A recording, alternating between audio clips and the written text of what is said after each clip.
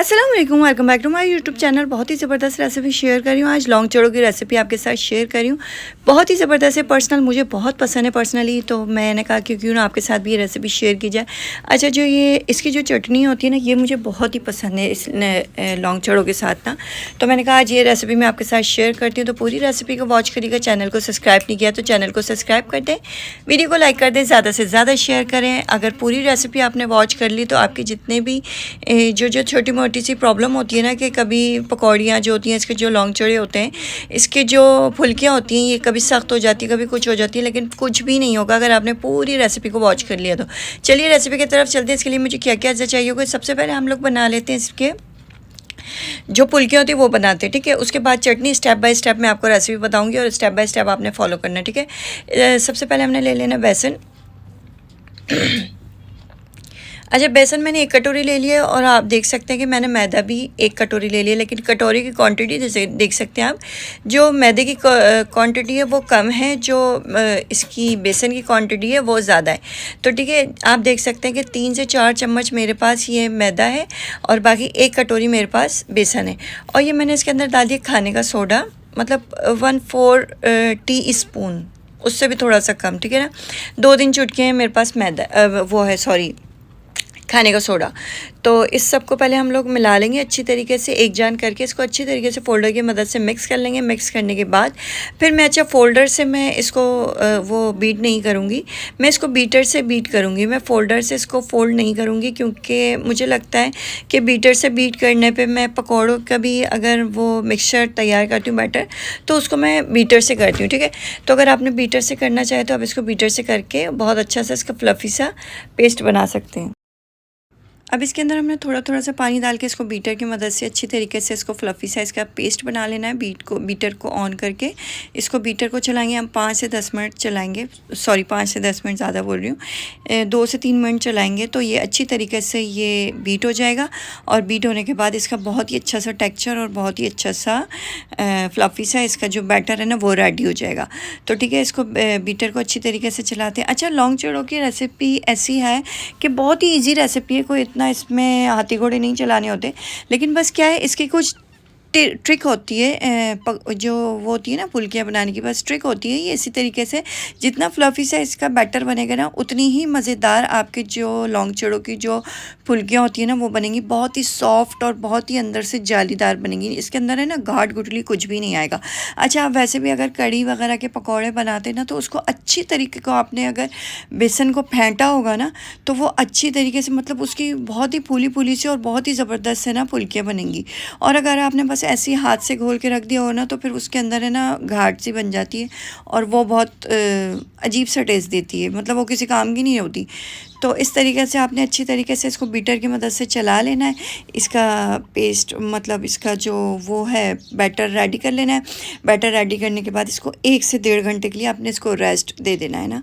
इसको आप रख दें साइड में, फिर आप अपनी चटनी वगैरह कुछ भी बनाएं, बस इसको फिर क्या होगा, आपने सिर्फ फ्राई करना होगा। अब इसके बाद हम चटनी के इसके प्रोसेस पे आते हैं। अच्छा, इसका जो मेन पार्ट है ना वो है इसकी चटनी। चटनी किस तरीके से बनती है वो मैं आपको बताती हूँ, उसको स्टेप बाय स्टेप उसको फॉलो करते जाएँ। और उसके अंदर भी एक ऐसी चीज़ें डालने के लिए ना, चटनी के अंदर भी डालने के लिए एक ऐसी चीज़ें, अगर आपने चटनी के अंदर वो नहीं डाली ना, तो फिर ये होता है कि ना आपका वो बाहर वाला टेस्ट आता ही नहीं है चटनी का। जैसे हम घर में बनाते हैं अमूमन, वो चटनी बनाएंगे तो आपकी लौंग चड़ों वाली चटनी नहीं बनेगी, ठीक है। तो चलिए हम चटनी के अज्जा पे आ जाते हैं।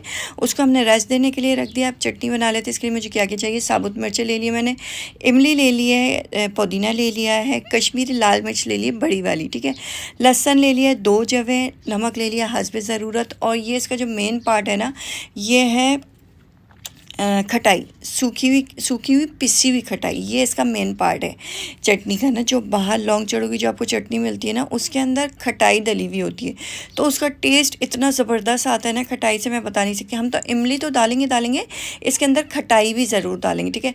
अच्छा, हर मिर्चों को है ना, पहले मैंने 5 से 10 मिनट के लिए भिगो दिया था, दोनों मिर्चों को, ये कश्मीरी लाल मिर्च को भी और साबुत मिर्च को भी है ना, इसको मैंने भिगो दिया था।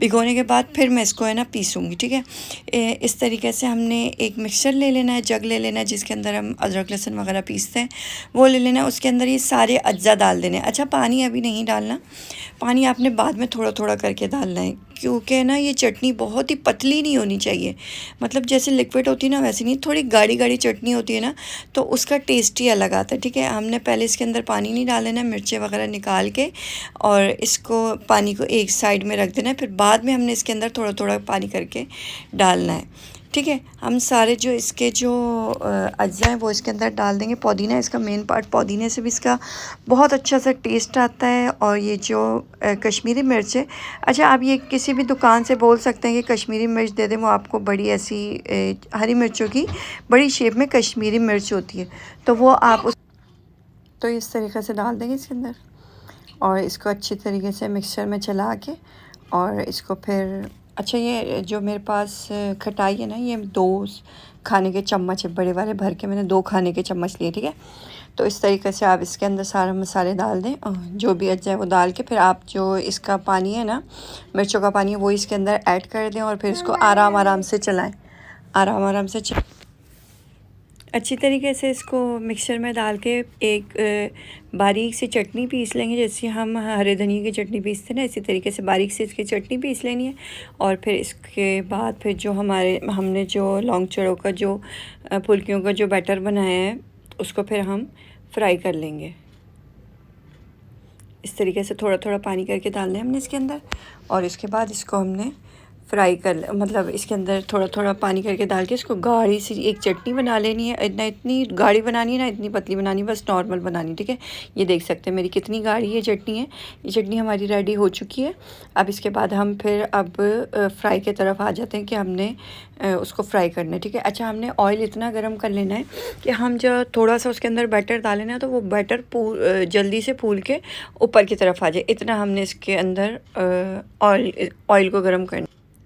آئل کی پہچان ہی گرم کرنے کی یہ ہے کہ اس کے اندر تھوڑا سا بیٹر ڈالیں گے اور بیٹر ہے نا پھول کے اوپر کی طرف آ جائے گا۔ ٹھنڈے آئل میں بالکل بھی بیٹر نہیں ڈالنا ہے آپ نے، ٹھنڈے تیل میں ڈالیں گے تو وہ نیچے ہی بیٹھ کے نا اور وہ پھر نیچے ہی نیچے پھیل جائے گا، اور آپ کی یہ جو پھلکیاں ہوں گی نا یہ پھولیں گی نہیں، پوری اچھی طریقے سے پھول کے اوپر کی طرف نہیں آئیں گی۔ اب آپ دیکھ رہے ہیں کہ میں بیٹر اس کے اندر ڈالی ہوں، 2 منٹ میں ہی اوپر آ جاتی ہیں پھول کے نا، تو یہی بیسٹ اس کی نشانی ہوتی ہے کہ آپ کی بہت زبردست پھلکیاں بنیں گی، مطلب اس کے اندر لمس بھی نہیں آئیں گے اور گاہٹ جو بنتی ہے نا وہ بھی نہیں بنیں گے، اور یہ بہت ہی اچھی سی پھول کے اوپر آ جائے گی، تو یہ بہت ہی زبردست سی پھولی سی پھلکیاں بنیں گی، اور جب آپ اس کو سرو کریں گے نا تو وہ پھولی سی پھلکیاں بہت اچھی لگیں گی سرو کرنے کے اندر، ٹھیک ہے۔ اس طریقے سے ہم ڈال دیں گے اس کے اندر ساری جو ہمارا بیٹر ہے وہ سارا ڈال کے ہم اس کے اندر پھر اچھی سی اس کی جتنی بھی ہم نے بنا لینی ہے 8 10 15 20 جتنی بھی بنا لینی ہے نا، آپ نے پھر اس کو کیا کرنا ہے، ایک بال میں بڑے بال میں پانی لے لینا ہے بھر کے،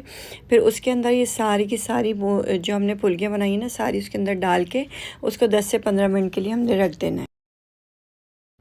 یہ ہماری تقریباً ریڈی ہے، اب ہم اس کو نکال لیں گے باہر، اور پھر ایک باؤل میں پانی ڈال کے اس کے اندر اس کو ڈپ کر دیں گے، 10 سے 15 منٹ کے لیے آپ بھگا دیں، اس کے بعد پھر اس کو اس سے بھی نکال کے ہم پھر اس کو سرو کریں گے۔ اچھا بہت ہی زبردست ریسیپی ہے، بہت ہی مطلب ٹیسٹ والی ریسیپی ہے نا، یہ شام کی چائے پہ آپ بنائیں، رات کے کھانے پہ تو نہیں، شام کی چائے پہ یہ بنائیں، آپ گھر میں کوئی مہمان آ جائے جب بنائیں بہت ہی اچھا لگتا ہے۔ میں افطاری میں اکثر بناتی تھی یہ، تو مجھے یہ تھا کہ میں ریسیپیز کی شیئر کروں گی، رمضانوں میں تو ٹائم نہیں ملا تھا، اس وجہ سے میں نے شیئر نہیں کری آپ کے ساتھ، تو میں نے کہا چلو اب اس کے ساتھ آپ کے ساتھ شیئر کروں۔ یہ افطاری میں بھی بہت زبردست لگتی ہے، ویسے بھی شام کی چائے کے ساتھ آپ اس کو کوئی بھی مہمان آ جائے کچھ آ جائے تو آپ اس کو سرو کریں، چٹنی بنا کے آپ رکھ دیں، بس یہ کہ اس کی جو پھلکیاں ہوتی ہیں اس کے لیے بس آپ کو جلدی بیسن گھول کے اور آپ کو اچھی طریقے سے اس کی پھلکیاں بنا کے بس اس کے اوپر چٹنی ڈال کے پیاز ڈال کے آپ سرو کریں، بہت ہی زبردست سی ڈش بنتی ہے اور بہت شوق سے مہمان بھی کھاتے ہیں، مجھے بہت پسند ہے، تو اس لیے میں نے کہا تھا یہ والی ریسیپی تو آپ کے ساتھ ضرور شیئر کروں گی، اور آگے اور بھی زبردست ریسیپیاں شیئر کرنے والی ہوں میں آپ کے ساتھ، جیسے بقرعید آ رہی ہے، بقرعید اسپیشل ریسیپی، اور کیا نام ہے آپ کس طریقے سے پیاز کو ادرک لہسن کو پاؤڈر فارم میں بنا کے یوز کر سکتے ہیں، وہ بھی میں آپ کے ساتھ شیئر کرنے والی ہوں۔ تو اس طریقے سے آپ ڈش میں اچھی بڑی پلیٹ میں آپ اس طریقے سے آپ اس کو چھوٹی پلیٹوں میں بھی سرو کر سکتے ہیں، جیسے 2 آپ نے اس کو پھلکیوں کو ڈال کے اس کے اوپر چٹنی ڈال کے پیاز ڈال کے آپ اس کو بھی سرو کر سکتے ہیں، اور ایک بڑی ڈش کے اندر بھی بڑی پلیٹر کے اندر بھی آپ اس کو اس طریقے سے لگا کے اس میں بھی آپ سرو کر سکتے ہیں، ٹھیک ہے۔ تو اس طریقے سے آپ ساری اس کو لونگ چوڑوں کو لگا کے اور آپ نے کیا کرنا ہے، پھر اس کے اوپر چٹنی ڈال دینی ہے، چٹنی ڈالنے کے بعد اس کے اوپر پیاز ڈال دینی ہے، پیاز ڈالنے کے بعد آپ کو ریسیپی کیسی لگی ضرور بتائیے گا ٹرائی کر کے، اور اپنی بہت ساری دعاؤں میں مجھے یاد رکھیے گا، اور چینل کو سبسکرائب نہیں کیا تو چینل کو سبسکرائب کر دیں، ویڈیو کو لائک کر دیں، زیادہ سے زیادہ شیئر کریں۔ ملتی ہوں نیکسٹ ریسیپی میں نیکسٹ ویڈیو، جب تک کے لیے اللہ حافظ۔